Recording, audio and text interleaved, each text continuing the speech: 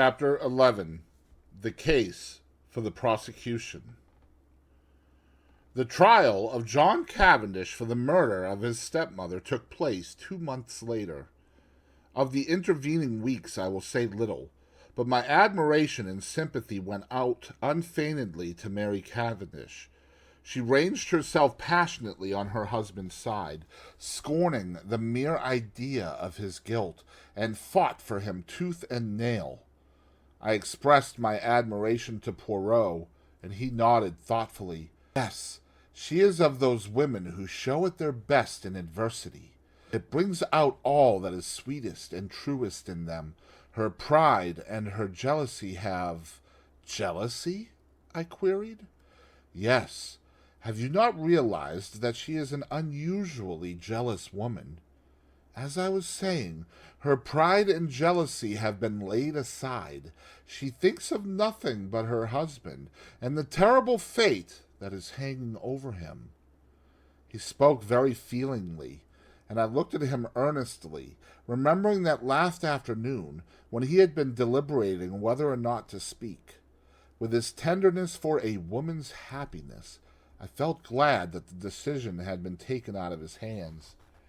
Even now, I said, I can hardly believe it. You see, up to the very last minute, I thought it was Lawrence.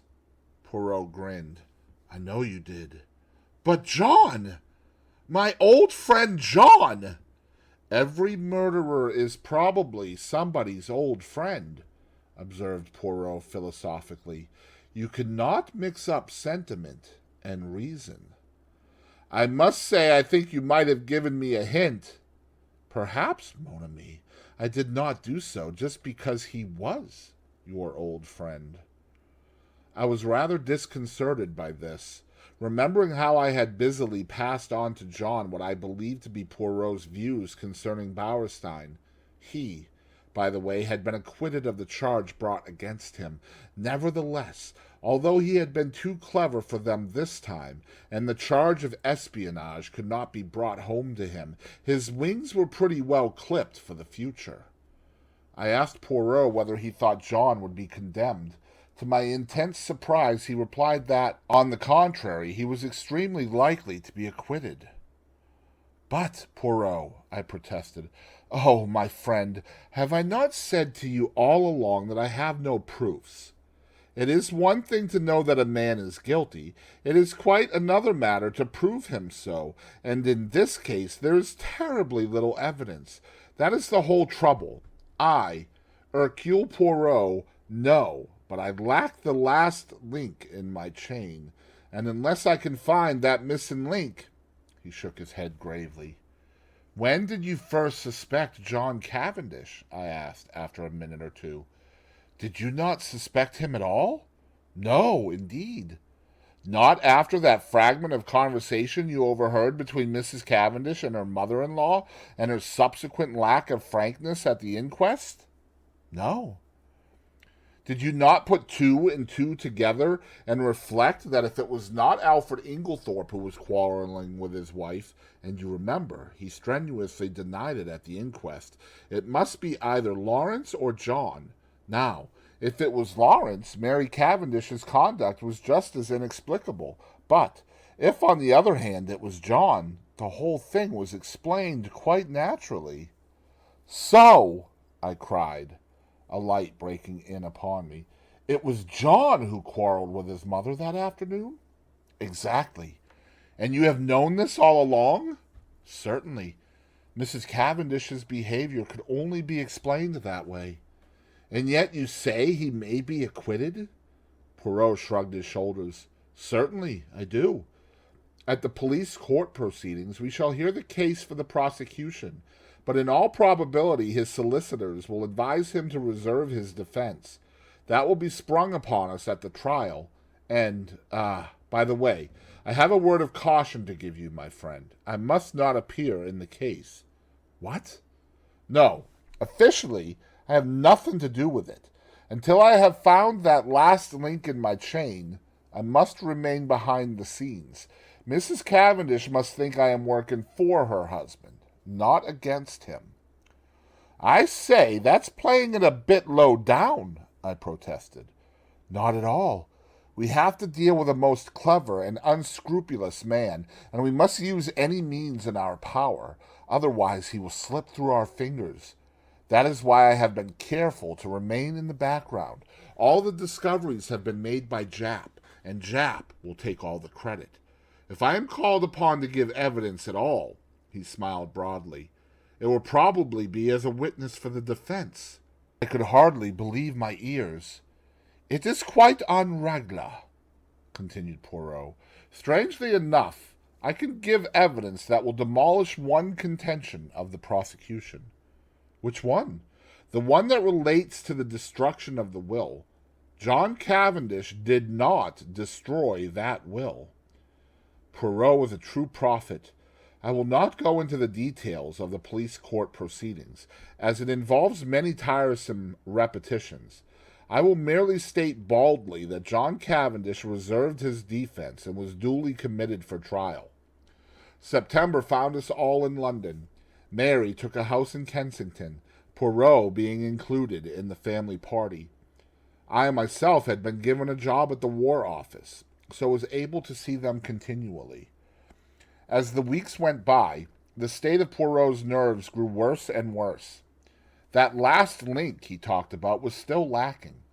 Privately, I hoped it might remain so, for what happiness could there be for Mary if John were not acquitted? On September 15th, John Cavendish appeared in the dock at the Old Bailey, charged with the wilful murder of Emily Agnes Inglethorpe, and pleaded not guilty. Sir Ernest Heavyweather, the famous K.C., had been engaged to defend him. Mr. Phillips, K.C., opened the case for the Crown. The murder, he said, was a most premeditated and cold-blooded one. It was neither more nor less than the deliberate poisoning of a fond and trusting woman by the stepson to whom she had been more than a mother. Ever since his boyhood she had supported him. He and his wife had lived at Styles Court in every luxury, surrounded by her care and attention. She had been their kind and generous benefactress. He proposed to call witnesses to show how the prisoner, a profligate and spendthrift, had been at the end of his financial tether, and had also been carrying on an intrigue with a certain Mrs. Raikes, a neighboring farmer's wife. This having come to his stepmother's ears, she taxed him with it on the afternoon before her death, and a quarrel ensued, part of which was overheard. On the previous day, the prisoner had purchased strychnine at the village chemist's shop, wearing a disguise by means of which he hoped to throw the onus of the crime upon another man, to wit, Mrs. Inglethorpe's husband, of whom he had been bitterly jealous.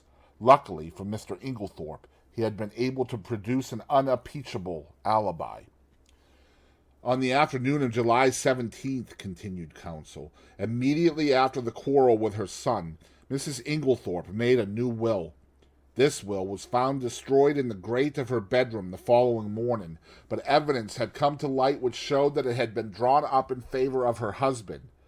Deceased had already made a will in his favor before her marriage, but Mr. Phillips wagged an expressive forefinger. The prisoner was not aware of that. What had induced the deceased to make a fresh will with the old one still extant, he could not say. She was an old lady, and might possibly have forgotten the former one, or, this seemed to him more likely, she may have had an idea that it was revoked by her marriage, as there had been some conversation on the subject. Ladies were not always very well versed in legal knowledge. She had, about a year before, executed a will in favor of the prisoner. He would call evidence to show that it was the prisoner who ultimately handed his stepmother her coffee on the fatal night. Later in the evening he had sought admission to her room, on which occasion, no doubt, he found an opportunity of destroying the will which, as far as he knew, would render the one in his favor valid. The prisoner had been arrested in consequence of the discovery in his room by Detective Inspector Japp, a most brilliant officer, of the identical phial of strychnine which had been sold at the village chemist's to the supposed Mr. Inglethorpe on the day before the murder. It would be for the jury to decide whether or not these damning facts constituted an overwhelming proof of the prisoner's guilt. And suddenly implying that a jury which did not so decide was quite unthinkable, Mr. Phillips sat down and wiped his forehead. The first witnesses for the prosecution were mostly those who had been called at the inquest, medical evidence being again taken first.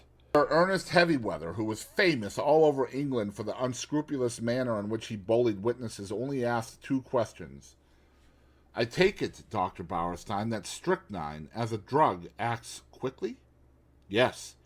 And that you are unable to account for the delay in this case? Yes. Thank you.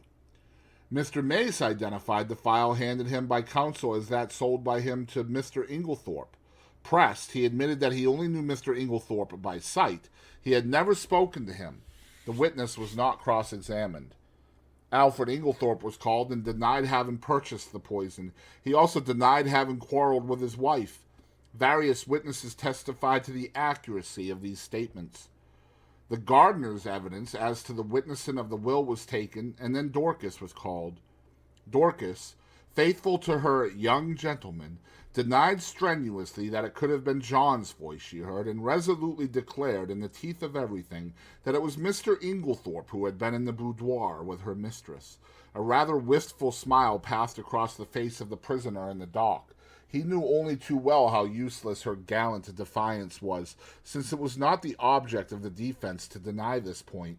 Mrs. Cavendish, of course, could not be called upon to give evidence against her husband.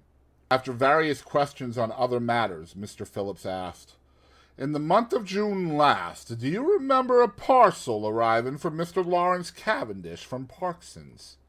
Dorcas shook her head. "I don't remember, sir. It may have done, but Mr. Lawrence was away from home part of June." "In the event of a parcel arriving for him whilst he was away, what would be done with it?" "It would either be put in his room or sent on after him." "By you?" "No, sir. I should leave it on the hall table. It would be Miss Howard who would attend to anything like that." Evelyn Howard was called, and after being examined on other points was questioned as to the parcel. "Don't remember. Lots of parcels come. Can't remember one special one." "You do not know if it was sent after Mr. Lawrence Cavendish to Wales, or whether it was put in his room?" "Don't think it was sent after him. Should have remembered it if it was." "Supposing a parcel arrived addressed to Mr. Lawrence Cavendish, and afterwards it disappeared, should you remark its absence?" "No, don't think so. I should think someone had taken charge of it." "I believe, Miss Howard, that it was you who found this sheet of brown paper." He held up the same dusty piece which Poirot and I had examined in the morning room at Styles. "Yes, I did." "How did you come to look for it?" "The Belgian detective who was employed on the case asked me to search for it." "Where did you eventually discover it?" "On the top of a wardrobe." "On top of the prisoner's wardrobe?" I believe so." "Did you not find it yourself?" "Yes." "Then you must know where you found it." "Yes, it was on the prisoner's wardrobe." "That is better." An assistant from Parkson's, theatrical costumiers, testified that on June 29th they had supplied a black beard to Mr. L. Cavendish as requested. It was ordered by letter, and a postal order was enclosed. No, they had not kept the letter. All transactions were entered in their books. They had sent the beard, as directed, to L. Cavendish, Esquire, Styles Court. Sir Ernest Heavyweather rose ponderously. "Where was the letter written from?" "From Styles Court." "The same address to which you sent the parcel?" "Yes." "And the letter came from there?" "Yes." Like a beast of prey, Heavyweather fell upon you. "How do you know?" I don't understand." "How do you know that letter came from Styles? Did you notice the postmark?" No, but... you did not notice the postmark, and yet you affirm so confidently that it came from Styles. It might, in fact, have been any postmark. Yes. In fact, the letter, though written on stamped notepaper, might have been posted from anywhere. From Wales, for instance. The witness admitted that such might be the case, and Sir Ernest signified that he was satisfied. Elizabeth Wells, second housemaid at Styles, stated that after she had gone to bed, she remembered that she had bolted the front door, instead of leaving it on the latch as Mr. Inglethorpe had requested. She had accordingly gone downstairs again to rectify her error. Hearing a slight noise in the west wing, she had peeped along the passage and had seen Mr. John Cavendish knocking at Mrs. Inglethorpe's door. Sir Ernest Heavyweather made short work of her, and under his unmerciful bullion she contradicted herself hopelessly, and Sir Ernest sat down again with a satisfied smile on his face. With the evidence of Annie as to the candle grease on the floor, and as to seeing the prisoner take the coffee into the boudoir, the proceedings were adjourned until the following day. As we went home, Mary Cavendish spoke bitterly against the prosecuting counsel. "That hateful man! What a net he has drawn around my poor John! How he twisted every little fact until he made it seem what it wasn't." "Well," I said consolingly, "it will be the other way about tomorrow." "Yes," she said meditatively, then suddenly dropped her voice. "Mr. Hastings, you do not think... Surely it could not have been Lawrence. Oh, no, that could not be." But I myself was puzzled, and as soon as I was alone with Poirot, I asked him what he thought Sir Ernest was driving at. "Ah," said Poirot appreciatively, "he is a clever man, that Sir Ernest. Do you think he believes Lawrence guilty?" "I do not think he believes or cares anything. No. What he is trying for is to create such confusion in the minds of the jury that they are divided in their opinion as to which brother did it. He is endeavoring to make out that there is quite as much evidence against Lawrence as against John, and I am not at all sure that he will not succeed."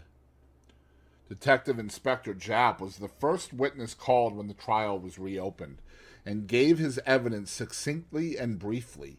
After relating the earlier events, he proceeded. "Acting on information received, Superintendent Summerhigh and myself searched the prisoner's room during his temporary absence from the house. In his chest of drawers, hidden beneath some underclothing, we found, first, a pair of gold-rimmed pince-nez similar to those worn by Mr. Inglethorpe. These were exhibited. Secondly, this phial. The phial was that already recognized by the chemist's assistant, a tiny bottle of blue glass containing a few grains of a white crystalline powder and labeled strychnine hydrochloride, poison. A fresh piece of evidence discovered by the detective since the police court proceedings was a long, almost new piece of blotting paper.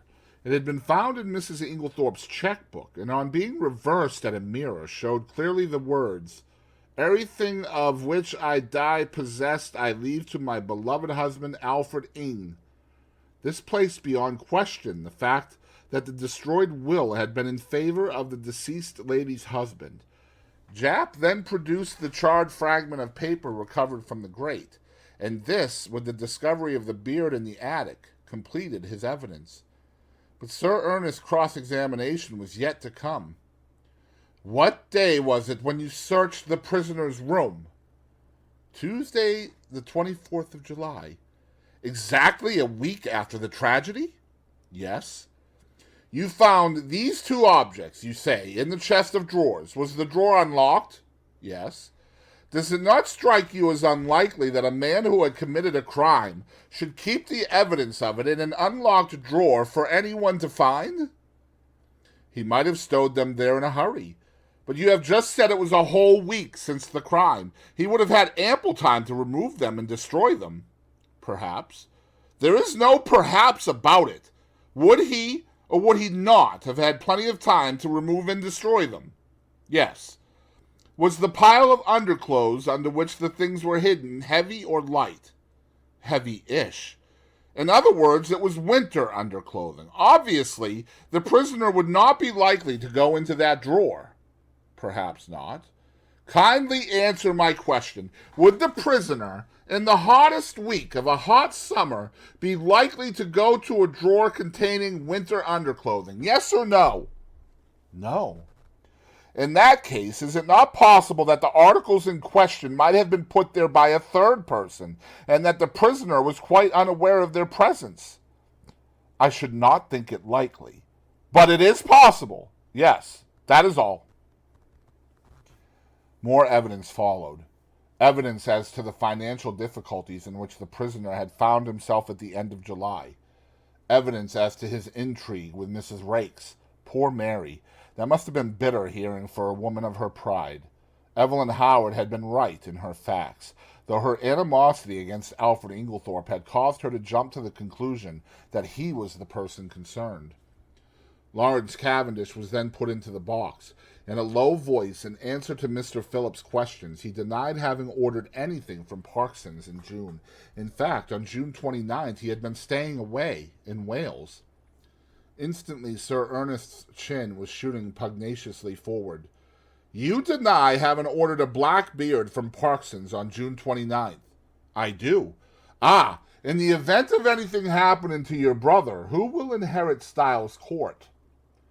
The brutality of the question called a flush to Lawrence's pale face. The judge gave vent to a faint murmur of disapprobation, and the prisoner in the dock leant forward angrily. Heavyweather cared nothing for his client's anger. Answer my question, if you please. I suppose, said Lawrence quietly, that I should. What do you mean by you suppose? Your brother has no children. You would inherit it, wouldn't you?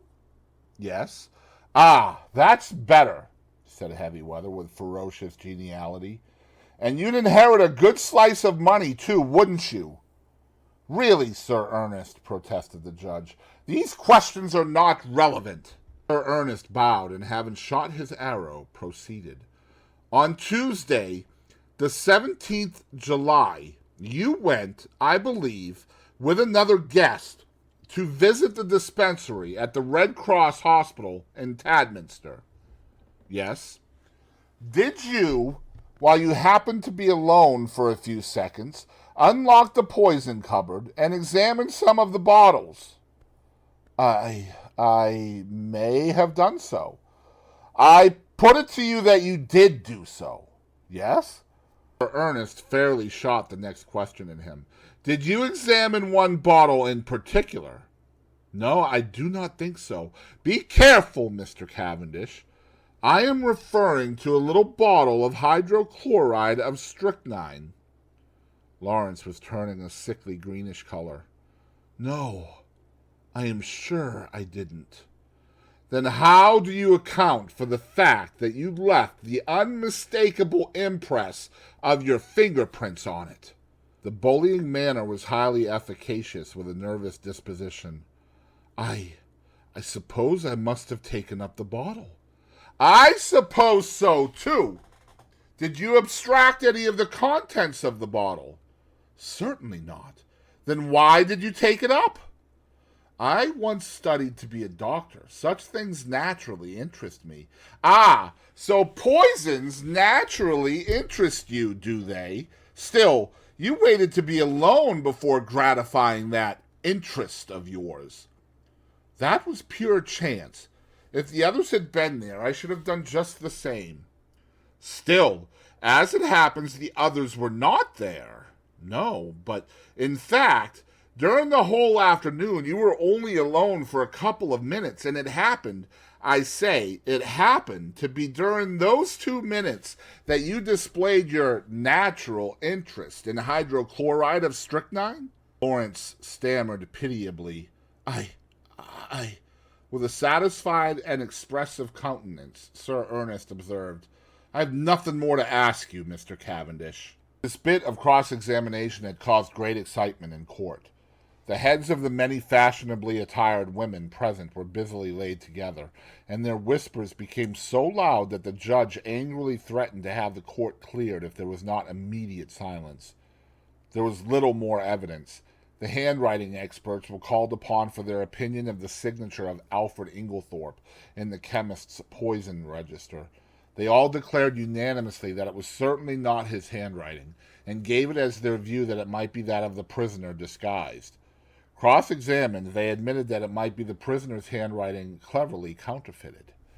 Sir Ernest Heavyweather's speech in opening the case for the defense was not a long one, but it was backed by the full force of his emphatic manner. Never, he said, in the course of his long experience had he known a charge of murder rest on slighter evidence. Not only was it entirely circumstantial, but the greater part of it was practically unproved. Let them take the testimony they had heard and sift it impartially. The strychnine had been found in a drawer in the prisoner's room. That drawer was an unlocked one, as he had pointed out, and he submitted that there was no evidence to prove that it was the prisoner who had concealed the poison there. It was, in fact, a wicked and malicious attempt on the part of some third person to fix the crime on the prisoner. The prosecution had been unable to produce a shred of evidence in support of their contention that it was the prisoner who ordered the black beard from Parkson's. The quarrel which had taken place between prisoner and his stepmother was freely admitted, but both it and his financial embarrassments had been grossly exaggerated. His learned friend, Sir Ernest nodded carelessly at Mr. Phillips, had stated that if the prisoner were an innocent man, he would have come forward at the inquest to explain that it was he, and not Mr. Inglethorpe, who had been the participator in the quarrel. He thought the facts had been misrepresented. What had actually occurred was this. The prisoner, returning to the house on Tuesday evening, had been authoritatively told that there had been a violent quarrel between Mr. and Mrs. Inglethorpe. No suspicion had entered the prisoner's head that anyone could possibly have mistaken his voice for that of Mr. Inglethorpe. He naturally concluded that his stepmother had had two quarrels. The prosecution averred that on Monday, July 16th, the prisoner had entered the chemist shop in the village disguised as Mr. Inglethorpe. The prisoner, on the contrary, was at that time at a lonely spot called Marston's Spinney, where he had been summoned by an anonymous note, couched in blackmailing terms, and threatening to reveal certain matters to his wife unless he complied with its demands. The prisoner had accordingly gone to the appointed spot, and after waiting there vainly for half an hour had returned home. Unfortunately, he had met with no one on the way there or back who could vouch for the truth of his story, but luckily he had kept the note, and it would be produced as evidence. As for the statement relating to the destruction of the will, the prisoner had formerly practiced at the bar, and was perfectly well aware that the will made in his favor a year before was automatically revoked by his stepmother's remarriage. He would call evidence to show who did destroy the will, and it was possible that that might open up quite a new view of the case. Finally, he would point out to the jury that there was evidence against other people besides John Cavendish. He would direct their attention to the fact that the evidence against Mr. Lawrence Cavendish was quite as strong, if not stronger than that against his brother. He would now call the prisoner. John acquitted himself well in the witness box. Under Sir Ernest's skillful handling, he told his tale credibly and well. The anonymous note received by him was produced and handed to the jury to examine. The readiness with which he admitted his financial difficulties and the disagreement with his stepmother lent value to his denials. At the close of his examination he paused and said, "I should like to make one thing clear. I utterly reject and disapprove of Sir Ernest Heavyweather's insinuations against my brother. My brother, I am convinced, had no more to do with the crime than I have." Sir Ernest merely smiled, and noted with a sharp eye that John's protest had produced a very favorable impression on the jury. Then the cross-examination began.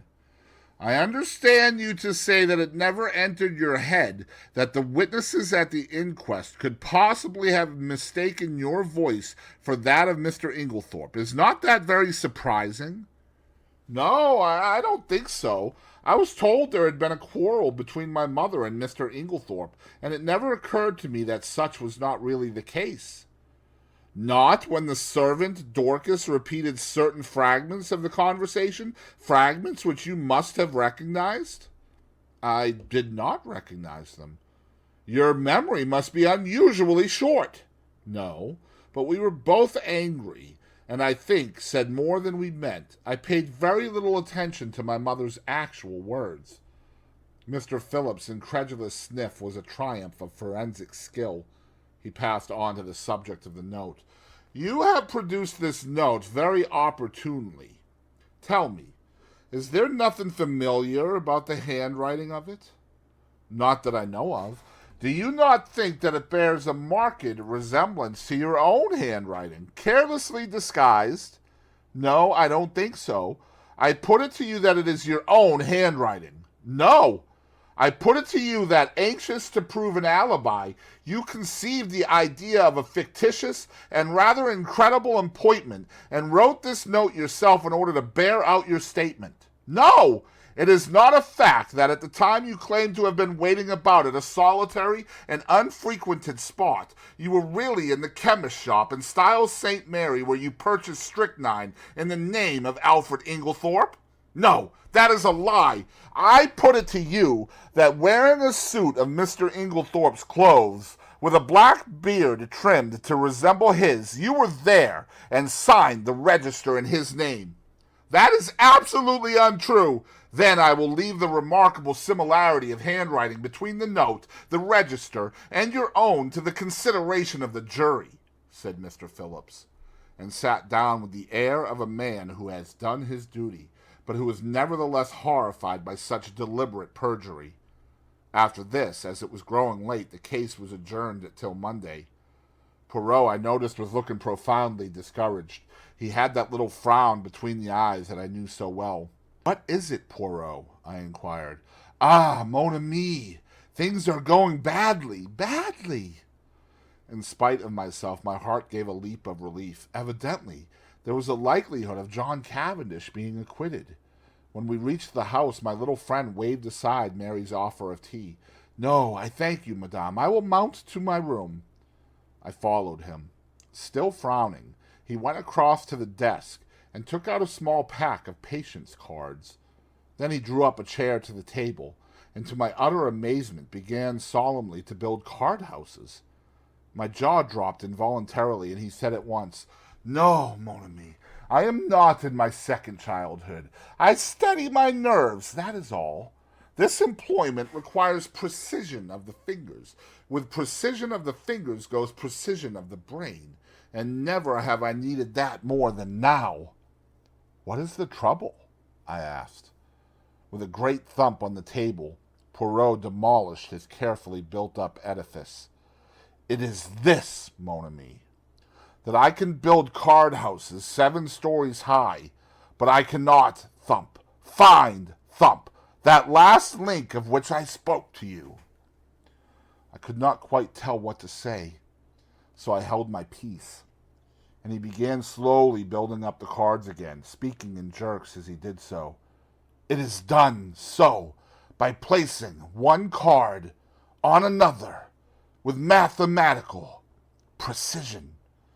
I watched the card house rising under his hands, story by story. He never hesitated or faltered. It was really almost like a conjuring trick. What a steady hand you've got, I remarked.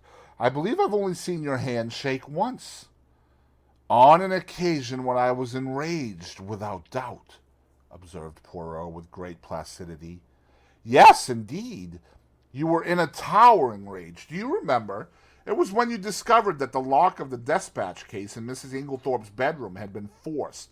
You stood by the mantelpiece, twiddling the things on it in your usual fashion, and your hand shook like a leaf. I must say, but I stopped suddenly, for Poirot, uttering a hoarse and inarticulate cry, again annihilated his masterpiece of cards, and putting his hands over his eyes, swayed backwards and forwards, apparently suffering the keenest agony. Good heavens, Poirot, I cried. What is the matter? Are you taken ill? No, he gasped. It is that I have an idea.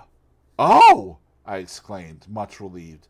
One of your little ideas. Ah, ma foi, no, replied Poirot frankly. This time it is an idea gigantic, stupendous, and you, my friend, have given it to me. Suddenly clasping me in his arms, he kissed me warmly on both cheeks, and before I had recovered from my surprise, ran headlong from the room. Mary Cavendish entered at that moment. "What is the matter with Monsieur Poirot?" He rushed past me, crying out, "A garage! For the love of heaven, direct me to a garage, madame!" And before I could answer, he had dashed out into the street. I hurried to the window. True enough, there he was, tearing down the street, hatless and gesticulating as he went. I turned to Mary with a gesture of despair. "He'll be stopped by a policeman in another minute. There he goes, round the corner." Our eyes met, and we stared helplessly at one another. What can be the matter? I shook my head. I don't know. He was building card houses when suddenly he said he had an idea and rushed off as you saw. "Well," said Mary, "I expect he will be back before dinner." But night fell, and Poirot had not returned.